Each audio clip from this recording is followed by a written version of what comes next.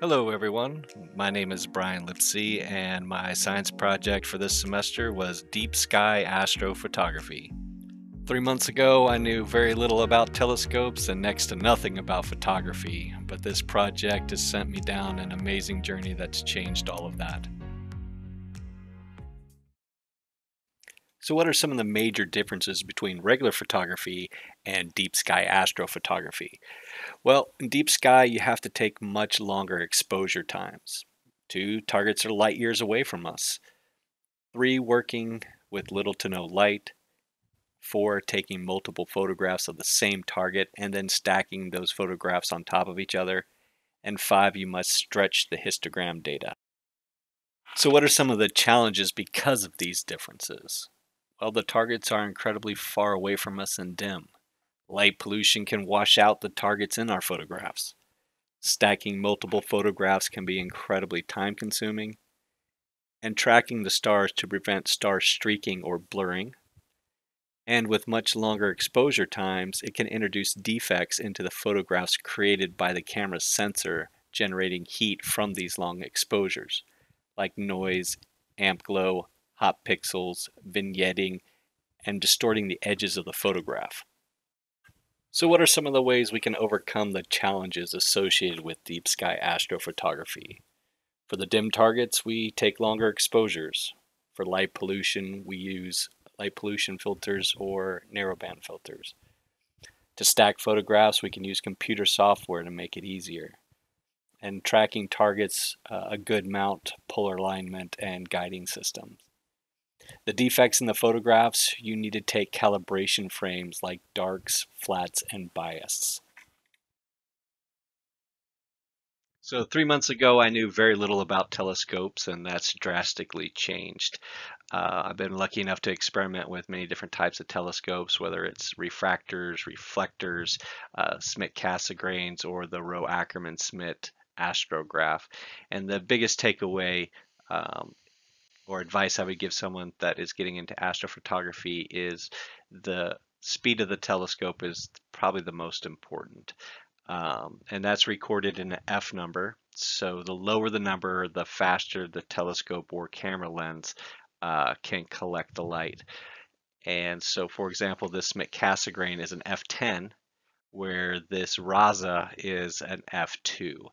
And so the Raza is actually 30 times faster at collecting data than the F10 telescope. So if I'm out shooting astrophotography for 30 minutes with the Schmidt-Cassegrain, the Raza will collect the same amount of data in just 1 minute. And so that's really important when you've got cloudy nights or not a lot of time in your schedule. If the clouds clear up for just 5-10 minutes, you can get some amazing pictures. So the speed of the telescope is king when it comes to astrophotography.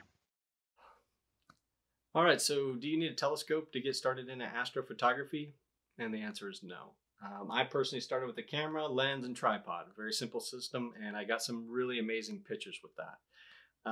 One of the differences between regular photography and astrophotography is exposure time. So, with regular photography, you want very fast exposure times, like 1/1000th of a second. With astrophotography, we want to get the longest exposure time as we can before the stars start to streak in our image. And there's a mathematical equation that can kind of help you tell what your maximum exposure should be. And that's 500 divided by focal length gives you maximum exposure. And there's some argument that the 400 rule is better or the 300 rule, but for this presentation, we're going to stick with the 500 rule. So in this case, we've got a 100 millimeter lens. So we take 500 divided by 100 gives us 5. So I know that I have about 5 seconds maximum exposure before the stars start to streak. And that's really important because if I switch to a 400 millimeter lens or telescope, 500 divided by 400 is 1. So now I go to a 1 second maximum exposure. So there are people that are out there taking photos and swapping lenses and telescopes, and they are noticing that the stars are starting to streak when they weren't streaking before. And it has to do with the magnification of the lens or telescope that you're using. So the 500 rule will help you with that. The next step up to get increased exposure times would be a tracking system. Now, this was the first tracker that I got, and it's designed to rotate the camera at the same speed as the Earth's rotation or the same speed that the stars are moving in the sky. and that's going to drastically increase your exposure time. But how it works is it has to be polar aligned. So you need to face the center axis of the rotation of the mount due north. And how you do that is there's a scope inside with a reticle, and you find Polaris. Now, Polaris isn't going to be in the dead center of the reticle because it's not due north. So you would use a phone app or something to figure out where Polaris should be in your reticle at that specific time that you're setting up. Once you've discovered that, you rotate the knobs up, down, left, and right to get Polaris as precise as you can in that specific spot in the reticle.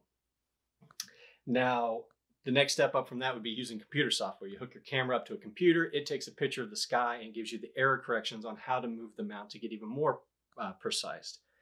And then the next step up from that would be getting a dedicated polar aligning camera like this Polemaster, which is going to increase your accuracy even more. To put it in perspective, visually, when I would polar align, I was getting 15, 20-second exposures, which was great because before I was only getting 5, 6-second exposures. But as I used software or the polar aligning camera, I was able to increase that to 1-minute exposure. So that was wonderful. Now, the next step up from that would be a guiding system. And I'll talk more about guiding systems later on in the presentation, but that increased my exposure time up over 5 minutes. So do you need expensive equipment to get started into astrophotography? No. A used DSLR camera, a used lens, even some of the newer stuff, you can probably get the whole setup with the mount, telescope, or mount, lens, and camera for under $300. And then you can get started in this amazing hobby. Okay, we're about to talk about cameras, but before I do, I kind of want to go over sensor size and why that's important and what you need to know to be able to tell your true focal length to be able to use the equations like the 500 rule. And as you can see on the chart, each sensor size has a crop factor. For this example, we're going to take Galileo and say he is looking through a 400 millimeter focal length telescope. We're going to use the equation focal length times crop factor equals true focal length. So with a full frame camera and there's no crop factor, the focal length would stay at 400 millimeters. But as the sensor size gets smaller and the crop factor increases, the magnification of the focal length drastically increases. So I know what you're thinking. Brian, why does this matter other than the 500 rule? Well, I'm glad you asked because it can actually save you a lot of money by knowing this. Now for this example, we're going to use 2 camera lenses, but this would work for telescopes as well. So we want a 300 millimeter lens and we can get an f5 speed for 500 bucks, but we want a fast lens. We want to get down to that f2 number. But an f2 300 millimeter lens is going to cost us $6,000. So how can we get a 300 millimeter focal length at f2 for cheaper than $6,000? Well, we can go with this 135 millimeter f2, so it's even faster than the $6,000 one. So instead of using a full frame camera, we use one of the smaller sensors. And when we multiply the crop factor, we're able to achieve that 300 millimeter focal length at $5,000 less.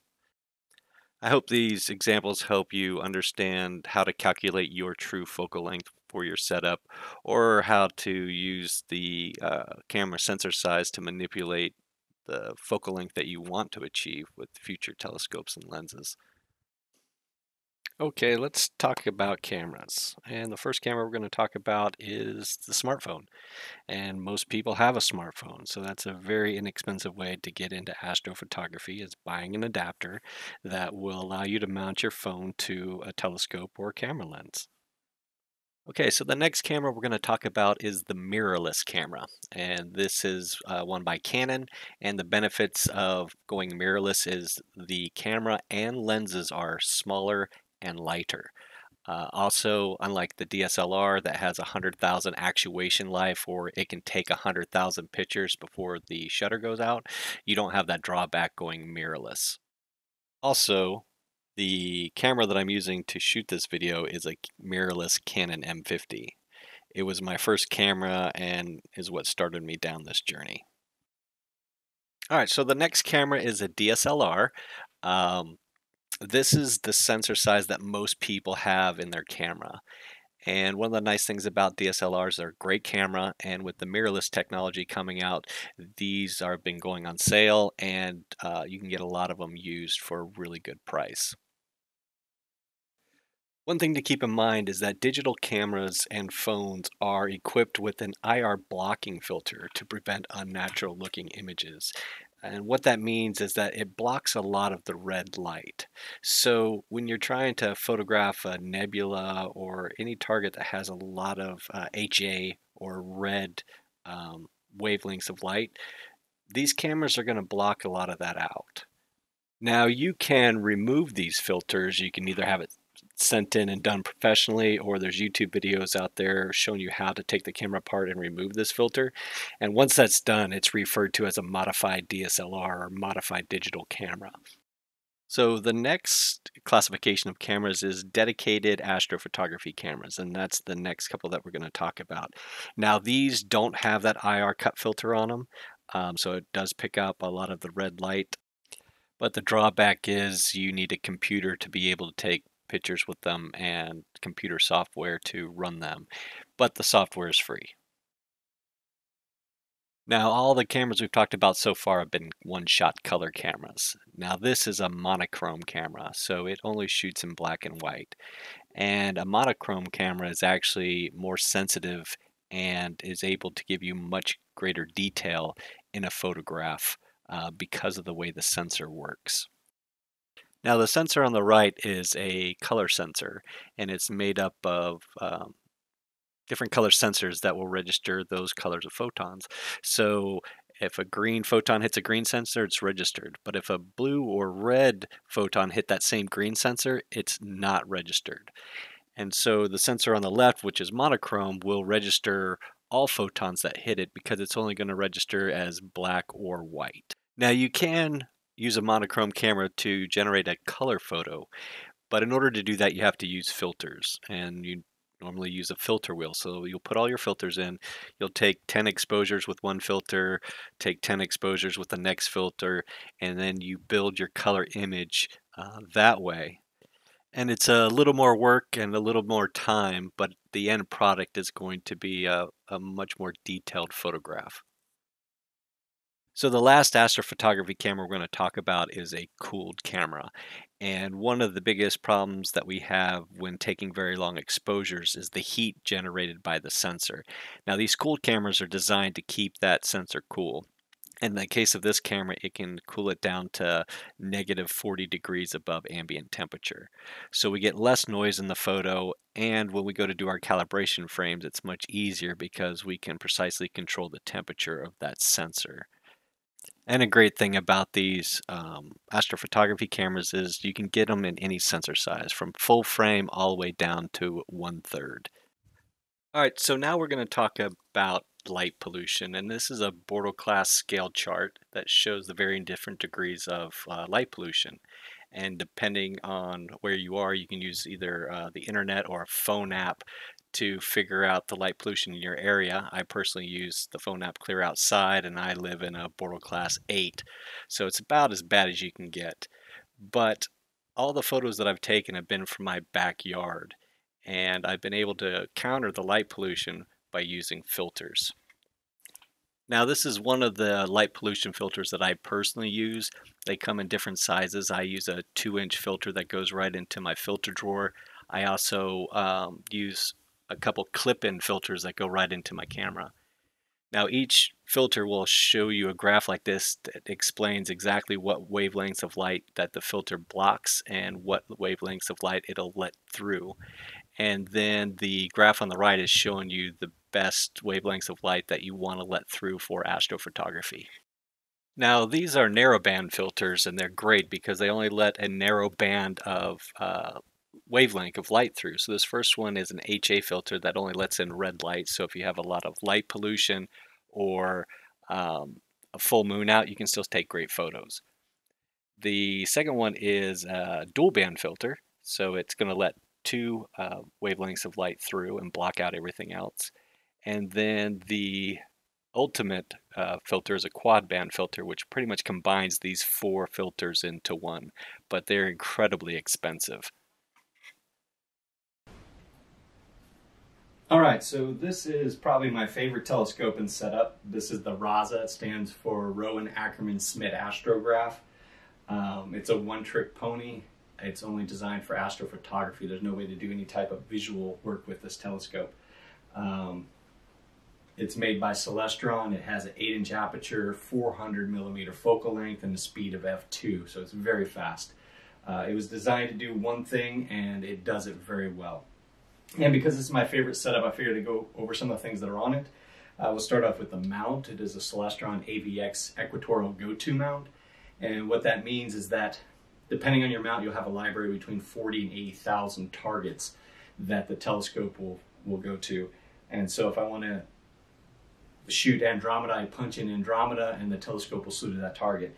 If I then want to go to Orion, I punch in Orion and then it'll slew to that target. And once it's there, it'll start tracking the sky. And depending on the quality of your mount is how well it'll track. And there's some things that you can do to increase the accuracy of the tracking. The first thing is polar aligning and getting a very precise polar alignment. On this, I've got the PolMaster camera. And what that does is after I've leveled my mount, I hook my computer up to that camera. It takes a picture of the sky, and using software, it'll tell me my error rate and what I need, the adjustments I need to make to get a very precise polar alignment. So that's been great. The next step up from that would be a guiding system.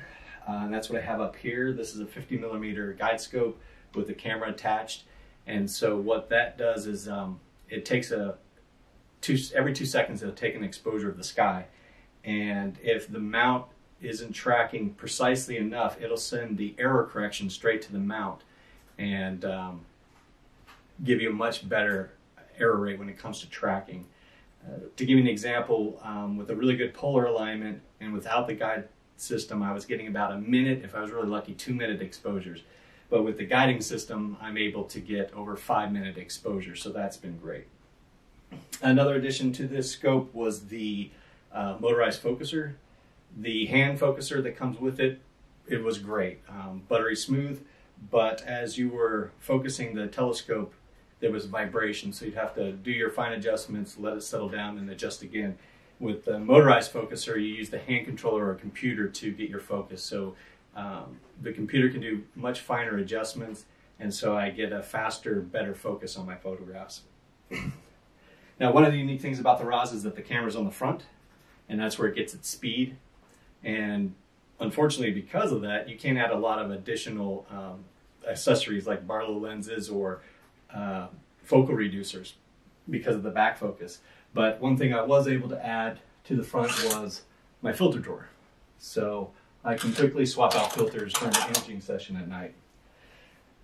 So if you're looking for a telescope that's designed specifically for astrophotography, the RAS is amazing and it's incredibly fast. All right, so this is the newest telescope to the family. It is a Smith Cassegrain. And if someone asked me if I could only have one telescope, what would it be? It would be a Smith Cassegrain.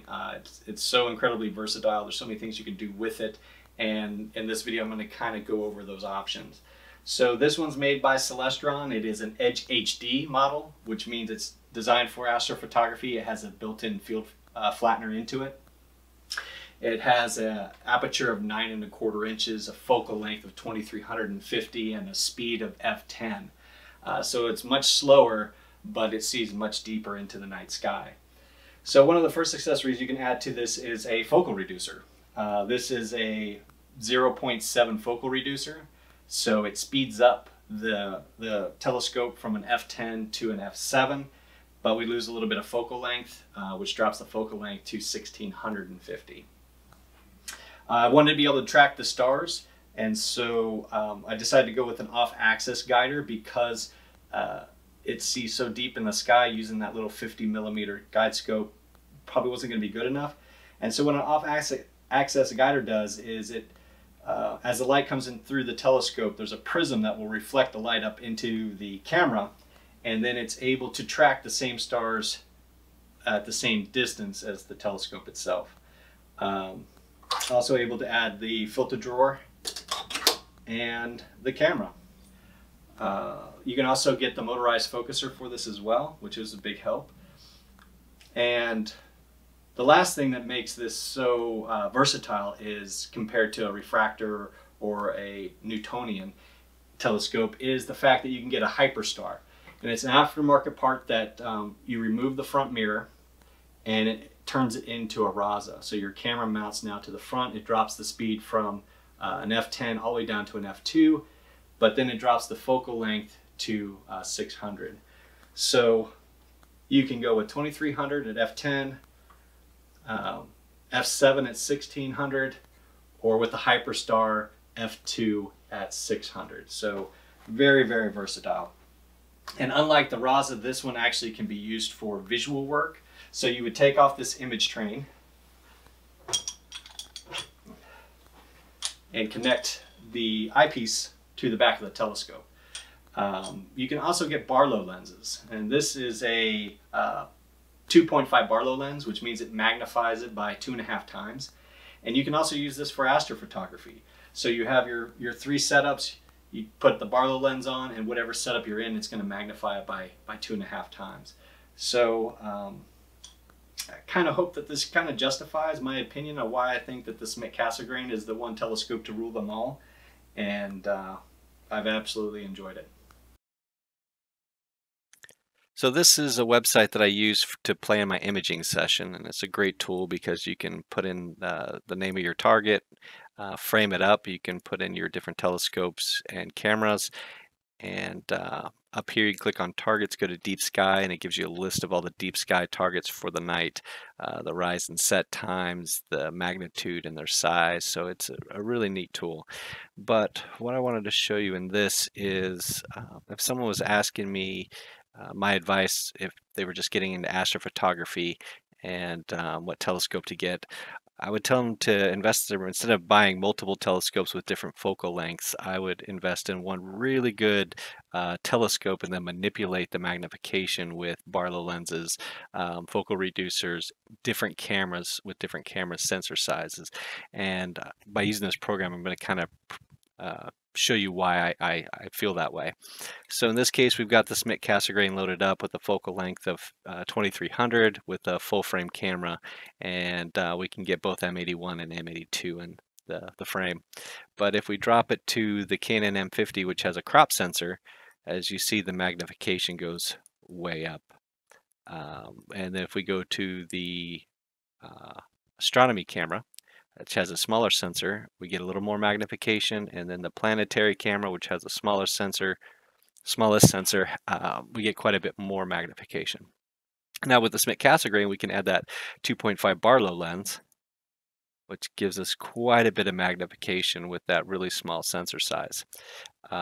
Where we've increased our focal length to 5800. So if we go back to the full frame camera, as you can see, we can't get both those images in the same frame anymore. And so let's put the focal reducer on there, which increases the speed of the camera, but also gives us a larger field of view. And as you can see now with the full frame camera, we can put a little bit more in the frame. So I hope this justifies my opinion on invest your money in a really good telescope and then manipulate it with accessories or different cameras with different sensor sizes. Okay, so now we're going to stack our photos, and this is a program I use called Deep Sky Stacker. It's a free program, so that's great. So first thing we're going to do is open up our photos. We're going to go with the witch's broom, and then we're going to open up our dark frames, which is going to be subtracted from the photos to take care of any amp glow. Then we're going to do the flat frames, which is going to take care of vignetting. And then the bias frames, that's going to take care of hot pixels. Check all those, register, make sure it's detecting enough stars. We got 217, so that's good. Recommended settings looks good. And we're going to hit OK. And we scroll down here and it says that we've got almost 3 hours worth of exposure time, which is a nice sweet spot. We hit OK, and it starts the stacking process. So now we have our photo stacked, and I've got it loaded into Photoshop, and we don't see much because we need to stretch the histogram. If we look at a normal photo, you can see this is what the histogram looks like with the darks, the shadows, the highlights, and the lights. But in our photo we've taken, all the information is in this tiny graph, so we need to stretch it. And so this is kind of the exciting part of astrophotography. It's like looking for buried treasure.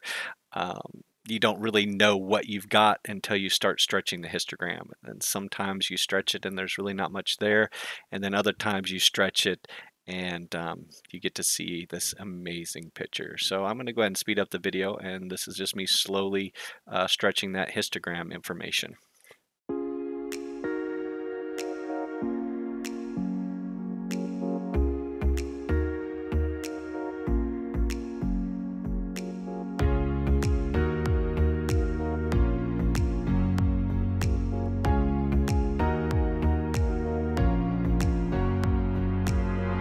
So as you can see, as we slowly stretched the histogram and brought out all that data, we revealed the beautiful Rosette Nebula. So we'll go ahead and do one more and see what it reveals.